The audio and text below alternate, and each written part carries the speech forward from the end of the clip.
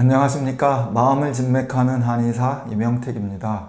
저는 사람들의 몸과 마음을 이렇게 매일 관찰하고 진맥하는 직업을 가지고 있잖아요. 그래서 정말 누구보다도 많은 사람들의 몸을 관찰하게 되는데요. 눈빛이나 혀나 이런 걸 가지고도 거기서 많은 정보나 읽어내고 또 건강이 어떻게 좋아지는지 나빠지는지 살피곤 하거든요. 그 중에 하나가 손톱도 있습니다. 손톱은 우리의 건강을 보여주는 창문이라고도 해요. 그래서 이 손톱의 변화에 의해서 우리 몸에 어떤 건강에 대한 신호를 주는지 읽어내는 방법에 대해서 오늘 말씀드리려고 합니다. 자, 이제 이상이 있는 손톱을 체크해 보려면 먼저 건강한 손톱을 알아보는 게 좋겠죠. 건강한 손톱은 일단 살구빛이어야 되고 연하고 매끄럽고 또 갈라지거나 찢어지지 않고 그냥 이렇게 반들반들 윤기 있는 손톱이 건강한 손톱입니다. 그리고 손톱에 보면 또 반달 모양이 있잖아요. 어떤 분들은 이 반달 모양이 깨끗하고 또렷하고 진해야지 건강하다고 말씀들을 하는데요.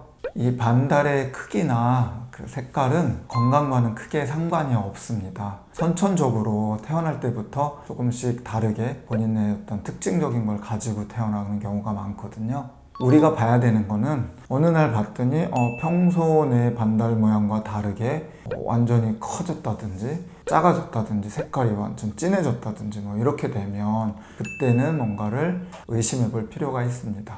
이야기가 나왔으니까 일단 반달을 보는 법부터 말씀을 드리면 반달이 갑자기 많이 커지면 이때는 갑상선 기능 항진증을 의심해 볼 필요가 있습니다. 그리고 반월의 색깔이 황금색으로 변하면 림프 부종을, 그리고 반월이 붉은색으로 변했다면 관절염, 간경화, 그리고 신부전을 의심해 볼 수 있습니다.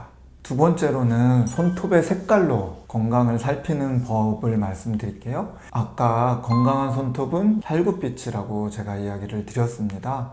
손톱이 노란색을 띠면 이거 곰팡이균일 확률이 높습니다. 손톱에 무좀 있잖아요. 이 무좀균들이 곰팡이균이에요, 주로. 그래서 노란색으로 변하는 것뿐만 아니라 좀 두꺼워지고 푸석푸석해지는 경향도 있습니다.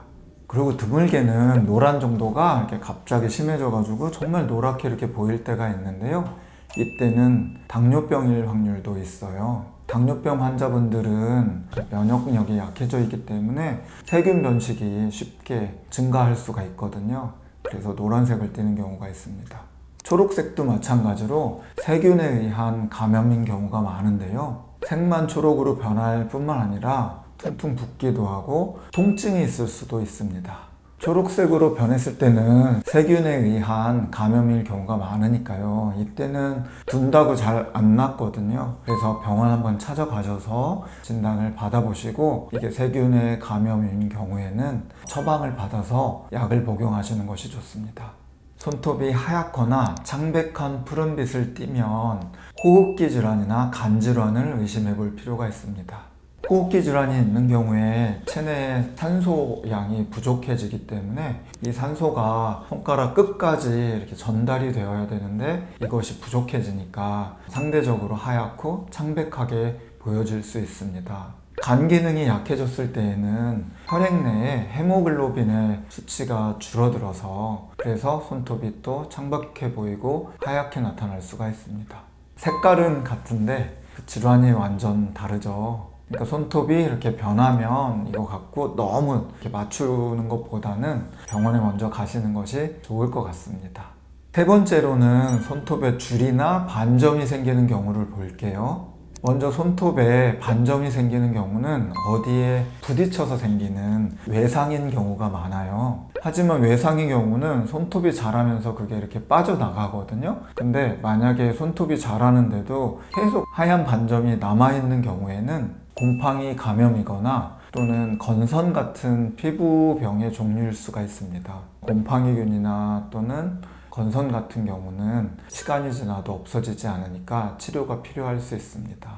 다음으로는 줄무늬 손톱을 살펴볼 텐데요. 줄무늬도 그냥 색깔 변화 없이 줄만 나타난 것인지 검은색으로 이렇게 띠처럼 있는지를 잘 살필 필요가 있는데요. 우선 색의 변화 없이 울퉁불퉁하게 손에 줄무늬가 생기면 이거는 건선일 확률이 높고요. 건선으로 인해서 손톱의 뿌리 부분이 건조하게 되면 일정한 모양을 유지하지 못하게 되어 가지고 손톱이 울퉁불퉁 이렇게 줄무늬를 생기게 하면서 자라나게 됩니다. 그리고 건선 환자의 한 25%에서 30%가 이런 현상들을 경험했다고 하니까 한번 울퉁불퉁한 줄이 생겼다면 그때는 병원에 가서 진단을 한번 받아보는 것도 좋겠습니다.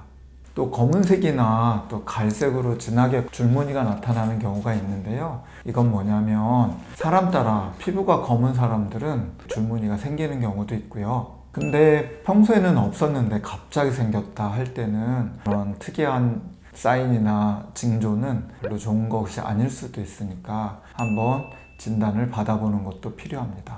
마지막으로 손톱의 모양을 살펴볼 텐데요. 손톱이 불룩 솟았을 때는 소화기의 이상인 경우들이 좀 있습니다. 또 호흡기가 악화되었을 때도 그런 사인이 나타나고요. 손톱이 반대로 움푹 파인 경우에는 빈혈 같은 경우에 그런 증상이 나타나요. 몸에 철분이 부족하다는 것을 의미할 수도 있습니다. 손톱이 너무 얇거나 두꺼운 것도 별로 좋지 않은데요. 손톱이 얇아지는 것은 단백질이나 철분 같은 영양소가 부족해질 때 나타나는 경우가 많고요. 또 손톱이 단단하지 않고 무른 경우에도 영양결핍인 경우가 많습니다. 이런 때는 정말 종합영양제도 드시고 철분제나 단백질 같은 것도 보충해주면 좋겠습니다. 손톱이 너무 두꺼운 것은 무좀이나 또 건선일 수 있어요. 그래서 손톱의 두께가 0.5mm 이상 자라고 또 손톱의 뿌리부터 건조해지거나 두꺼워지거나 푸석푸석해지거나 또 울퉁불퉁해지면 이때는 무좀이나 건선을 의심해 볼 필요가 있습니다. 오늘은 손톱으로 건강을 체크하는 방법에 대해서 이야기를 드렸어요. 노화가 진행되면서 자연스럽게 손톱이 부서지거나 갈라지는 경우도 많고요. 또 젊은 여성분들은 네일 아트를 많이 해서 손톱이 약해질 수도 있습니다. 이렇게 우리 손톱은 정말 다양한 모양으로 변화되는데요. 오늘 알려드린 체크하는 방법으로 한 번씩 체크해 보시고 병원의 진단을 받아보시면 되고요. 그리고 또 손톱이 이상해도 몸은 정말 건강한 경우도 많으니까 너무 이 손톱 가지고 걱정은 안 하셔도 될 것 같습니다. 오늘 제가 준비한 내용은 여기까지고요. 다음번에 더 유익하고 건강한 정보로 여러분들께 인사드리도록 하겠습니다. 감사합니다.